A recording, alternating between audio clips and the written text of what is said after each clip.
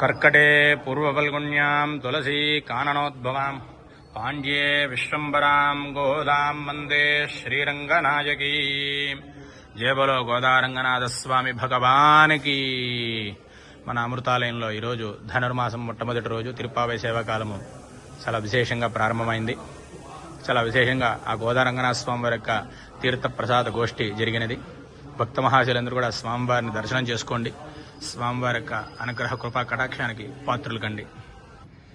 శ్రీవేంకటాచలాధీశం శ్రీయాద్యాశ్రితవక్షసం హృదయేతన మందారం శ్రీనివాసం మహం భజే.